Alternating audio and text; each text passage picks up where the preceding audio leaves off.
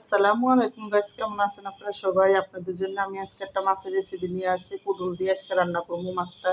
তো দেখুন, এদিকে বসে করে পেঁয়াজ দিয়ে দিলাম, তেল দিয়ে দিলাম, দিয়ে কিন্তু সুন্দর করে এখন একটু পেঁয়াজটা হালকা ভাজা ভাজা করবো।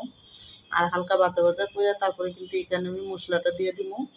তো এখানে দেখুন পেঁয়াজটা একটু ভালো করে বাইঙ্গা দিয়ে দিলাম, যাতে বাইঙ্গা সুন্দর করে একটু ভালো করে লাড়াচাড়া দিলাম তেলের ভিতরে। যখন পেঁয়াজটা হালকা একটু নরম হয়ে আইব, দেখুন এখানে হালকা পাতলা একটু লাল হয়ে আইছে যখন, তখন আমি এখানে কিন্তু 2 চামচ আদা রসুন বাটা দিয়ে দিলাম। আর এখানে ধনিয়ার গুঁড়া দিয়ে দিলাম 1.5 চামচ। আর এখানে লাল মরিচের গুঁড়োও দিয়ে দিলাম 1.5 চামচ। আর হলুদের গুঁড়োও দিয়ে দিব আমি এখানে বইরে বইরে 1.5 চামচ। তো সব কিছু 1.5 চামচ করে দিলাম, কারণ তরকারি দিয়ে রান্না করবো এই জন্য। আর এখানে স্বাদ মতো লবণ দিয়ে দিছি, আর দিয়ে কিন্তু দেখুন একটু পানি দিয়ে দিলাম। এবার মশলাটা ভালো করে একটু কষামো।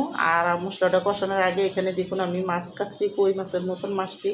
তো কই মাছটা সুন্দর করে আমি একটু ভালো করে কাটটা তারপরে কিন্তু করছি। আর এই মাছটা আমি ভালো করে একটু হলুদ মরিচ লবণ দিয়ে সুন্দর করে মাইকা তারপরে কিন্তু মাছটা আমি দেখুন বাছতে দিয়ে দেবো। তো এখানে মাছটা আমি সুন্দর করে তেলে ভুতে দিছি। আমার চুলায় গ্যাস ছিল না, এই জন্য কিন্তু আমি রাইস কুকারের ইয়ার ভিতরে রান্না করতে বসাই দিছি মাছটা।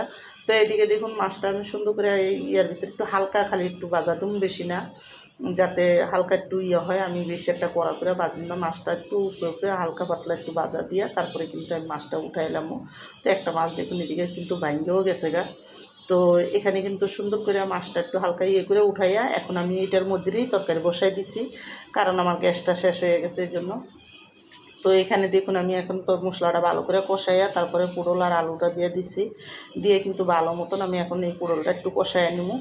এই এর সাথে ভালো করে একটু পুরোলটা কষান পর্যন্ত ভালো করে আমি রান্নাটা করবো। তো এইখানে যখন দেখুন সুন্দর মতন কষা তেল তেল উঠতে যে বোগা, এরপরে কিন্তু আমি 2টা টমাটো দিয়ে দিব। আর এখানে ঝোলের জন্য পানি দিয়ে দেবো।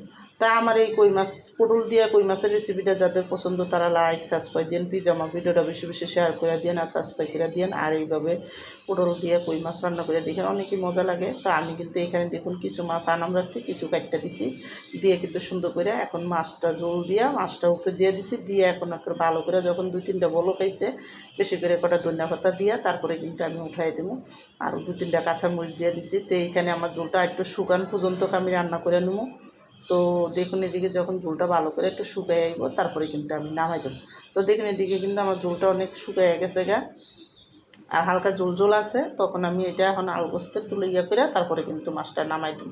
আমার কিন্তু রান্নাটা পুরো সুন্দরভাবে হয়ে গেছে। আর আমার এই কই মাছটি একটু বড় কই মাছ, এই জন্য আমি কিছু কাটতে দিছি আবার কিছু আনামও রাখছি।